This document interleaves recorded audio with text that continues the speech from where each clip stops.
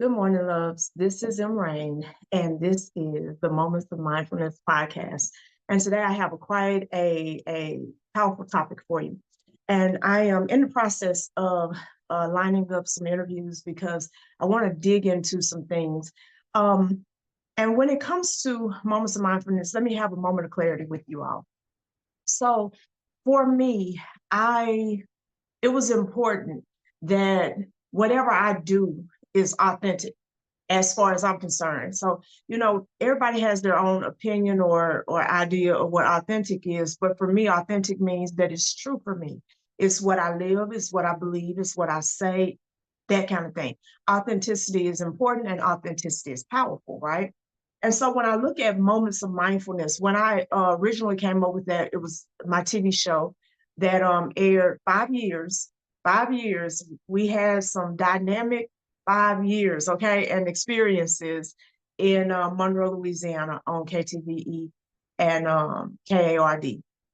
But the whole premise was to bring back awareness to things that are important because there's so many things out here that are meant to distract and meant to detract from who you are, and what you're about.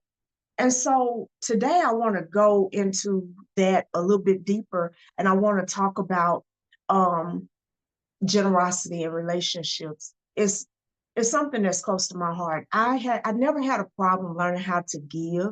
I have had problems giving in certain circumstances for various reasons, usually conflict that comes up within us. But in the years that I've been a leader, a thought leader, a mentor, a guide for other people, a coach, um, and in all the other ways that I've been a leader, because I've mothered a lot of children. I have one son, but I have many sons because I actually raised them, right?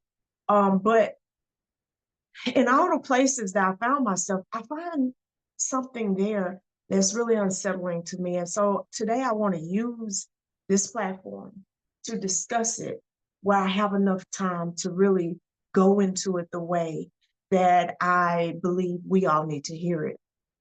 One of the saddest things for me is that people spend a lot of time choosing to be in opposition with other people who are in their lives. And I have done it. So let's to be very clear so that you don't feel judged at all. I have done it. I was young once, I was ignorant once, I was stupid. Okay.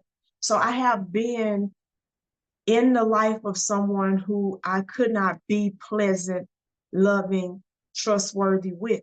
I have had people in my life who were really opposition or enemies rather than lovers or supporters. And I allowed that for many years of my life, like many of you probably have, but that is not the nature of relationships. Recently, I have VIP clients, and VIP clients pay a hefty sum to be a VIP client. So I am on their side. They hired me to be on their side, and we go through many things together. So recently, I was kind of shocked when my VIP client brought one of my VIPs brought something to me that it just don't seem like should happen to her, right? Knowing her, how I know her, understanding all the sacrifices she made for her family and her friends and all these different things, like being on the front lines, watching her do it. This is not her saying, oh, this is what I do. This is what I've seen her do. I know that she does it. So to be in a position where people who you've helped choose to become enemies, not that I hadn't been through it, right? But they choose to become enemies and to hurt you for no reason other than jealousy, other than I'd rather anybody have it than the person that's right here in front of me.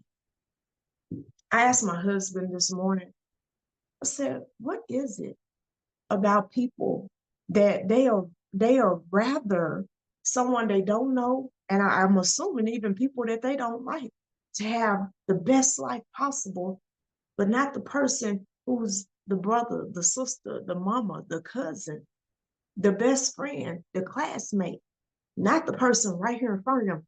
What is it inside of us that can't stand greatness to be close to us without us feeling inferior, right?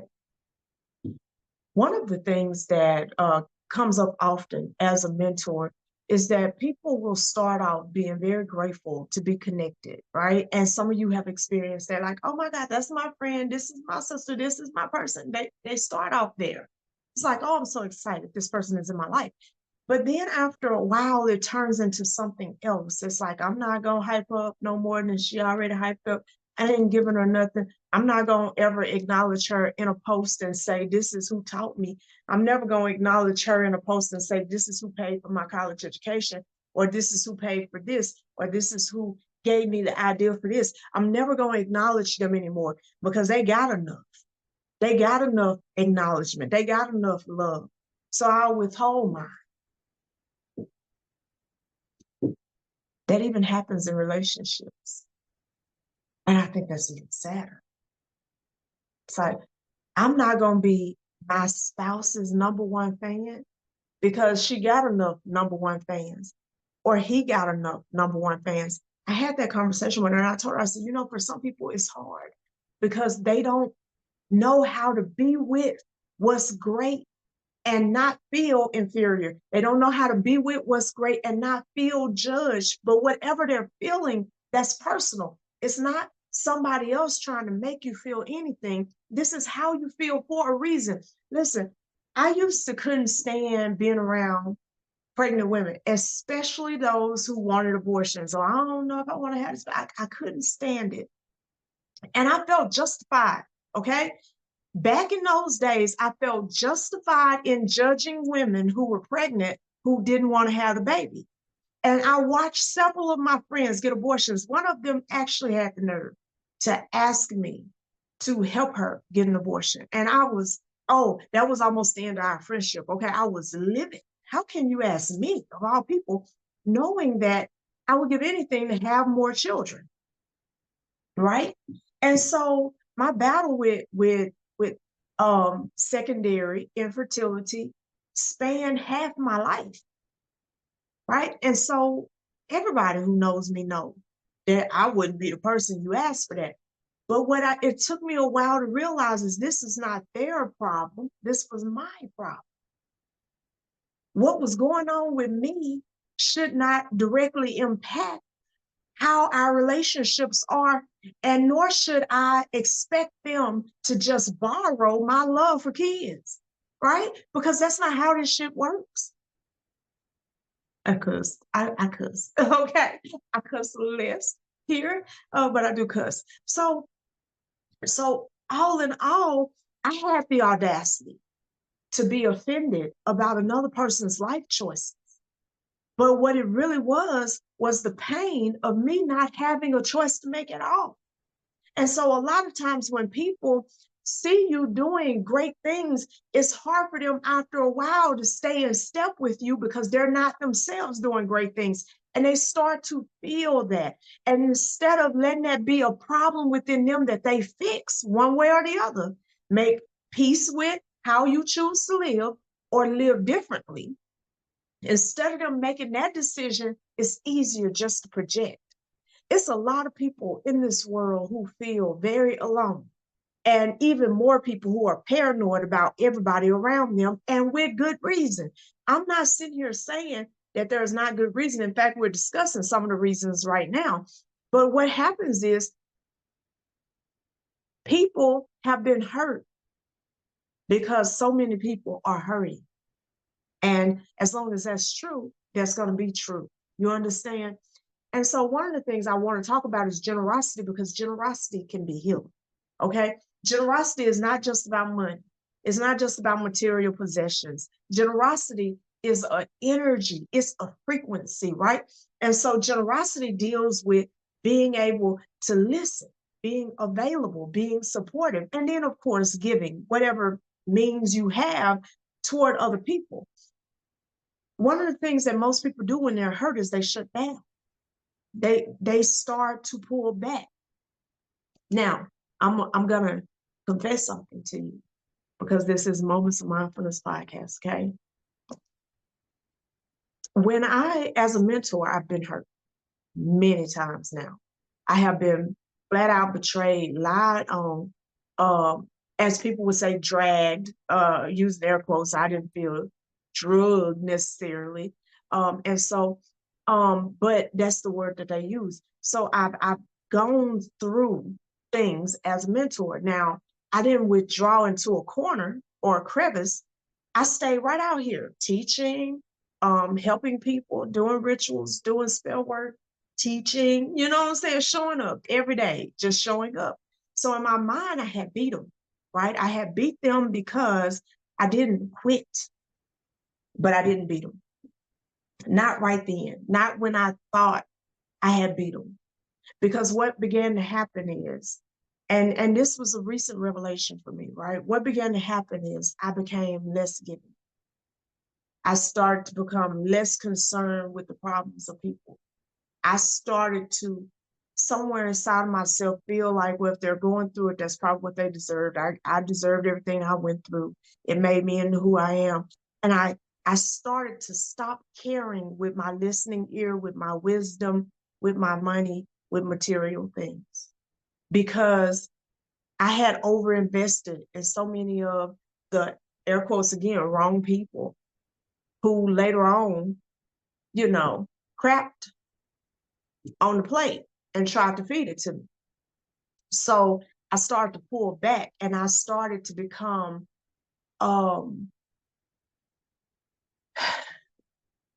uninvested emotionally in what I was teaching. It's like, this is the truth. This is what I'm teaching.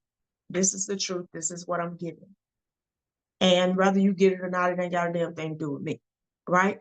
I'm just going to give it because this is my purpose and I'm going to stay with my purpose, but that's not enough. The ability to care matters. And a lot of people seem caring, but they don't care. They care more about protecting themselves than they do taking a chance on anyone else. And the only thing that happens when all you start to care about is protecting yourself is it changes how you do everything. And even though to you, it's like you're still doing all the same things, you're not, because the ability to feel it has left you for whatever reason. And when it leaves you, you could become abusive without even knowing it. You could become cruel without even knowing it, without even being aware. It's like, well, it's just the truth. Yes, the truth. But what about how that feels to hear that truth? What about helping a person work through what it feels like to be filleted or peeled like an onion, to be opened up like that? That part I had left alone because I had been hurt, right? And it happened with so many different people in such a rapid succession. You know, you're talking about 20, 30 of people that you've taken time with, you've taught, that you've given your hard-earned money, that you've stayed up and missed sleep for, people who you have helped out of some really dire situations to become what they are to you, of all people. How is that? How can you ever deserve that from someone who you've done all this for? And that's what brings me to the message for today. Generosity is not about need. And that's where a lot of us get in trouble. Generosity is about love. You find yourself being generous to those you love.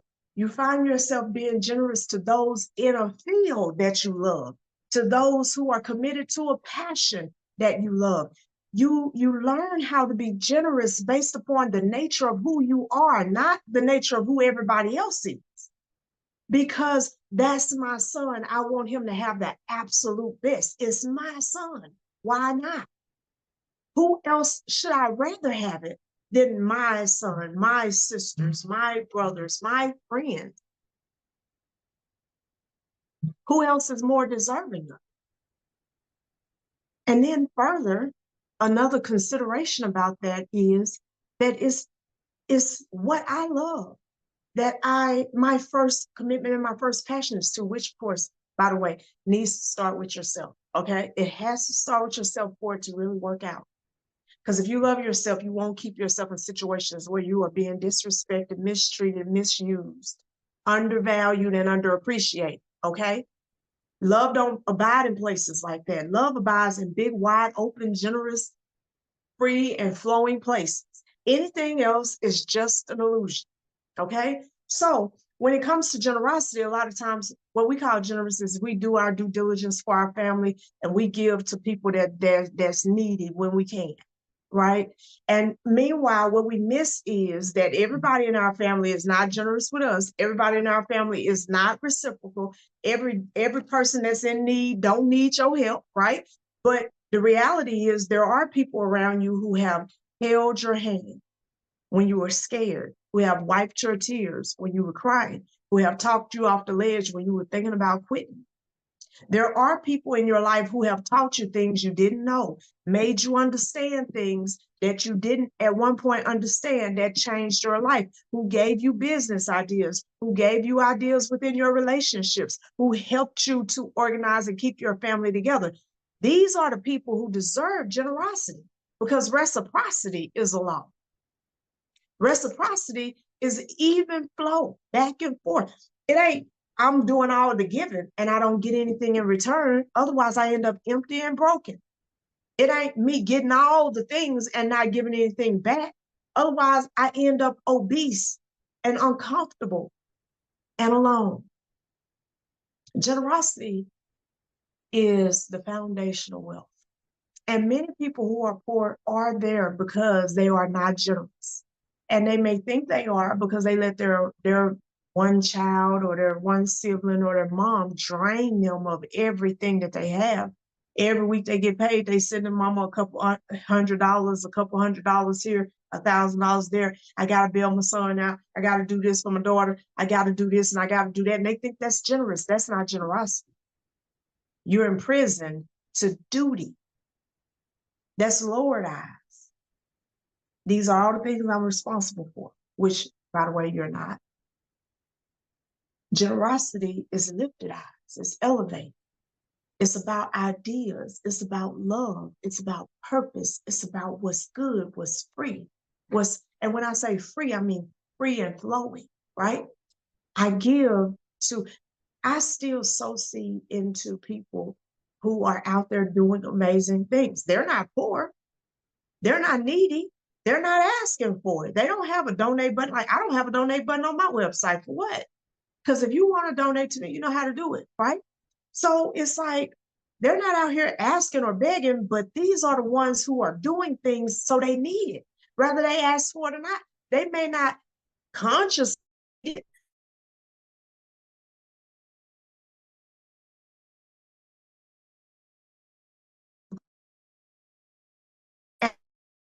into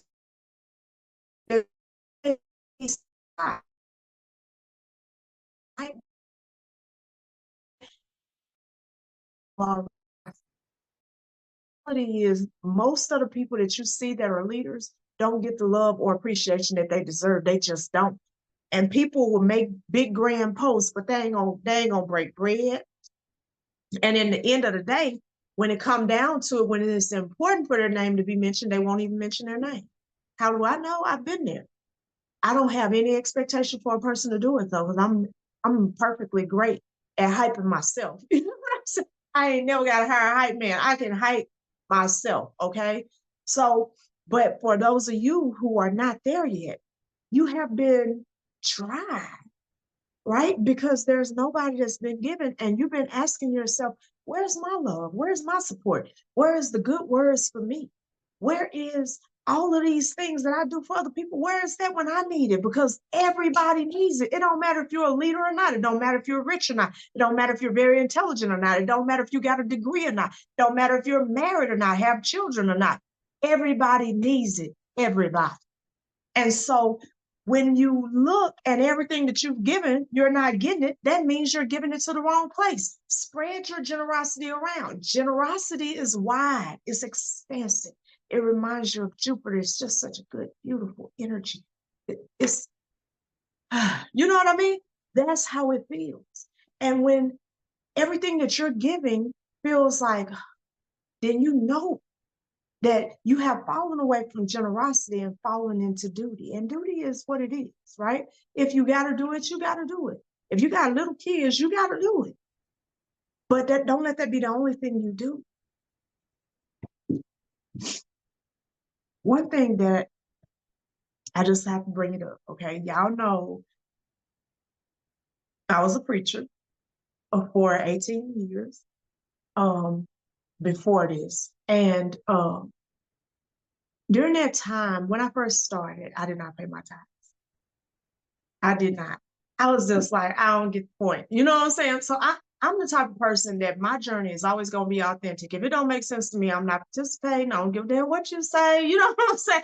You can feel how you want to feel, and you ain't going to make me feel ashamed of it because I don't see it, right? But once I see it, I see it. So I wasn't paying tithes, and I was in church and you know, all of that. And so I went through a period where everything was happening. I wrecked my car twice. It was like this happened, that happened, this happened, that happened. I'm like, God damn. And so one day I was sitting there watching this lady named Joyce Meyer, and she was talking about tithes, and something hit me and just said, add up how much money you've spent over the last 2 months with everything that's going on. I added it up. No. And then I added up my income over that period. Yeah, when I say it was like 10, 11% of my income, it was crazy. 10 or 11% of my income had went toward tragedies. And that's what made me become a tither. And then after I started tithing, a weird thing happened. Because you got to understand, it's not Christianity that's the thing, it's the principle, right? So after I started tithing and giving, I got addicted. I gave away my car. I gave away this, gave away that, gave away this. I was just giving away shit. One day I was in a store and a friend of mine said, oh my God, I love your earrings. Stuck them on my ear and gave them to her, right? I was just on one. I didn't know why I was on one like that. But the day came when I got sick. And when I got sick, I got so sick, I could not work. I didn't have any income. My only income was $22.08 a week child support. That was it. And when I say the way that generosity came into my life and overtook me, to this day, it is still one of the things that helped me to remember that nothing we do in this life is in vain. Nothing. And so even once I became M. Rainey, your mystic, your friendly neighborhood mystic, okay? I knew that I wanted to give back to the people who helped me become this person. Whether it was Aphrodite Stone, I call her name, right? Whether it was any of the other teachers, I call their name because if it wasn't for them being where they were, I may not be where I am. It's easy to say, oh, you would have got here anyway. Nobody can say that. Too many people die with their purpose in them. Nobody can say what you would have gotten anyway if it hadn't been for the one person who said yes to their purpose, helping you to get to yours. We assume that a lot of people are in their purpose when the truth is, if you just look out and around you, most people are not in their purpose. They're not. And so it would be easy for a person to not deal with you or for a person to just not say yes to their purpose, because many of you that's listening to me, you still hadn't said yes. You're dealing with whether you want to say yes or no. That's why you watch podcasts like this. And so them just making a different choice could have meant my path would have went a whole different way. You know, I look at Kansu, who is one of my mentors, and especially when it came to finances, but also he taught me a lot about African spirituality and all these different spiritual options. Okay, when it was early on, but he didn't have to sit on the phone with me for hours and hours and hours. I was not paying him. We weren't sleeping together. We still have not ever met face to face yet, right? So it wasn't him doing it because I was his girlfriend. It wasn't him doing it because he was being paid. This was him doing what he was purposed to do and sowing into me. Why would I ever not mention his name?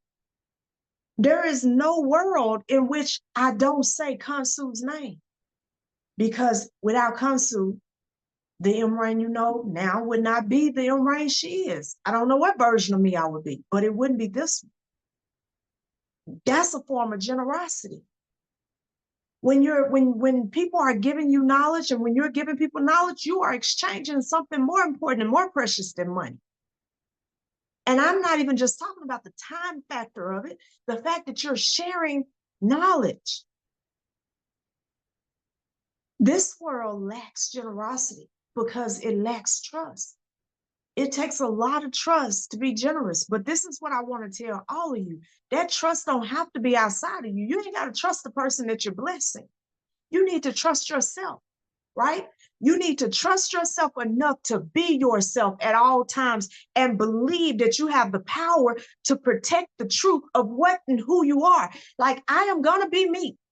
I have decided to reclaim all of what it is to be me, including the generosity, including the childlike faith and joy in helping other people, no matter what that costs. And if that means I'll cry again, then that's just the cost. And so I'm not afraid to cry, and I'm not afraid to be hurt. I had to make that decision by coming to the truth, realizing that you let them punk you into a corner. Yeah, you still out here, but your heart is shut off. You let them make you believe that it's not safe to love people. It's not safe to believe in people. So all you can do is teach them and hope that some of them be good enough or deserving, or make you feel good about this that you do now. But the reality is, it's going to be a bunch of bad eggs. When you look at the state of this world, you used to be a bad egg, right? We always want to talk about what a person deserves. I'm gonna tell y'all this. I was very principled in that way. It's like, especially as a preacher, I was hellfire and brimstones. Oh my God, y'all should have seen me in my preaching days. I'll break a church down. Okay, you could bring me one time. You know what I'm saying? Most people didn't call me more than once, so I knew what I was in there to do. I came up in that bitch like a sniper. Do you hear me? I cussed again. Cuss word number 3. I'm doing good. I'm doing good. So I will come up, I will come through there like a sniper. I'm gonna let it all, I'm gonna let it all loose. Boom, boom, boom, boom, boom, boom, boom. Straight shooter, bam. And I'm out. Get my offering and go. But they heard the truth. They ain't never heard it before by the time I finished. And that's what I became known for. People would bring me into their church because they was having problems. Okay. It's like, we know who we need. And you got to imagine, I was like a size 8 and I'm only 5'1". But in that little bitty package, it was a nuclear bomb, right? When I finish, when I finish, it's either gonna be right or it's gonna be empty. But every time the altar would be full and everybody would be crying, because I've always had the ability to see the real problem. Why would I let somebody, anybody, any combination of bodies make me close that part off? Because what gave me the ability to see what's wrong was because I cared what was wrong. I cared about each individual person. And the truth is, I still care. I care deeply. You know, people don't understand the power that comes from caring. Your power is not in protecting yourself from ever having any kind of experience. The power rests in alchemizing the experience. Okay? And so being generous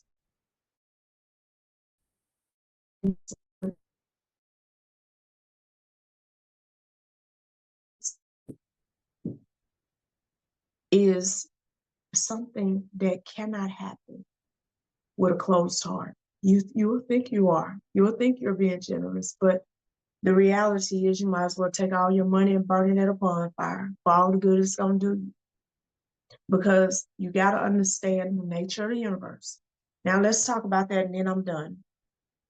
All is mind. The universe is mental. So everything starts here. All is mind. The universe is mental. How you think matters. How you think matters. However, let's have this other conversation right here. Okay? The heart is over 10,000 times more magnetic than the mind. The mind is where it starts, just where it starts. The mind determines the seed. The heart determines the speed. Okay. And so if all you got is seed, but nowhere to germinate, what can you get back? What can you accomplish if there's no germination? Many of you, you're doing a lot, but this is closed because this is still hurting, because this feels unseen and unappreciated, because this, and the reality is it's not true. You're just not getting it where you want it from. Y'all don't make me sing that blues song on this dang podcast, because I ain't gonna do that. But I'm gonna tell you, it just came up. That was my song back in the day, and I was young. Y'all, I was in my 20s, but homegirl was Peggy Scott Adams or something like that. But she had a song where she said, "I'm getting what I want. I'm just not getting it where I want it from." Right. And so some of us, we don't understand how to let the universe do that for us. It's like you might do want it from all the people that you done gave the most to, but rather than trying to force them to be what they're not yet, it's better to open your eyes and see where generosity has been shown to you. Because maybe he didn't teach you and he didn't teach you, but she did. And maybe he didn't want you and he didn't want you, but he did. And maybe they didn't help you and they didn't help you, but they did. So what you do is everything that you've been doing over here, trying to get them, trying to earn and buy something, you take that over here where it's more welcome, where you're being reciprocal, where it has room to spread, right? Don't give to bad actors. And what I mean by that, and I say that to my son, to my daughter-in-laws, to my stepsons, and to all my grandkids, all of them. I'm not going to reward bad behavior. I'm not going to do it because I don't have to. I don't care who you are to me.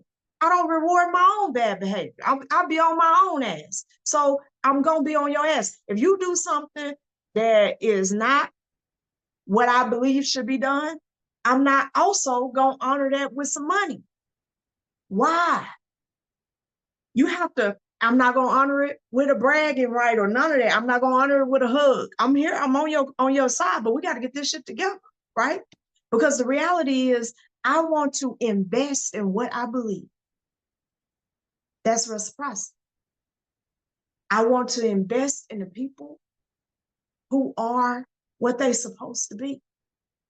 I want to invest in making the world better. So when I see generous people, I'm generous with people that's generous. And people say, well, they don't need it. That's not my problem. That is not my problem. Because if people who do need it are actually not generous, not thoughtful. Somebody hit me up one day and she wanted some help. Her and her kids want a car. Now I was about to do it, but I always ask questions.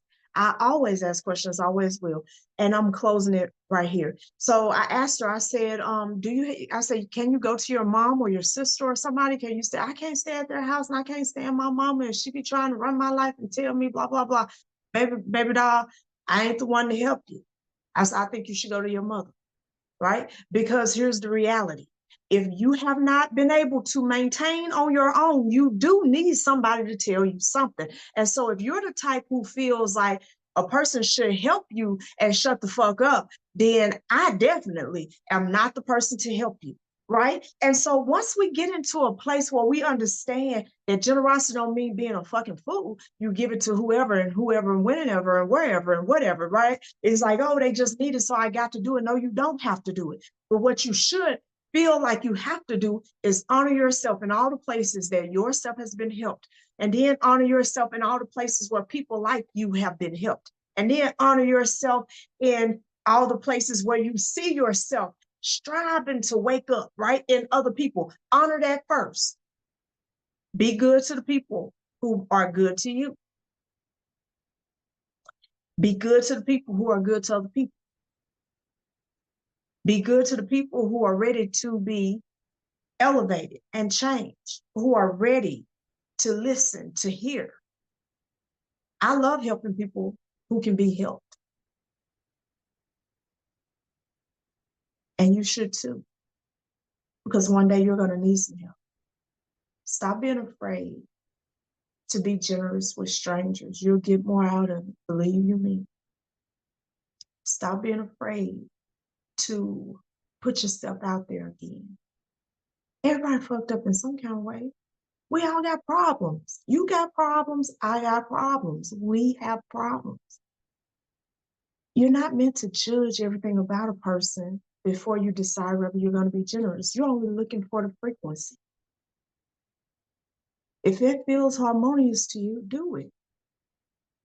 If it don't feel harmonious, don't do it. And when you look at some of the things that has stopped you, sometimes the reason why you were hurting your generosity is because maybe you weren't being as generous as you thought. Maybe you were buying something. Maybe you were buying love, trying to buy respect, trying to buy healing for that person. That's not for sale. None of that. Love, respect, and healing do not have a price tag. And when we put our money into that, and I'm amen church, right? When we put our money into that, the people who we normally give that to do tend to bite us because we also tend to overstep because we know why we're giving our money and we're expecting results that we're not getting, but that's never why we should have done it. Loves, one of the things I'm going to tell you is your most precious commodity is time. Be generous with it, but be wise. Your next most precious commodity is your knowledge, okay? And your mind. Be generous with it, but be discerning, okay? And then it comes down to the physical things, like your tangible goods, including your body. But first is your time, and second is your mind, and then everything else falls under that. Whatever you do, don't sit on it. Don't hide it away from the world. You are here. You deserve to be heard, to be shared with the world. Something beautiful about you. That's why you're here. Be generous with your beauty instead of always just being generous with your trauma. I look on Facebook, people are generous with their traumas and their judgments. We don't need a lot more of that. What we do need is beauty. Okay?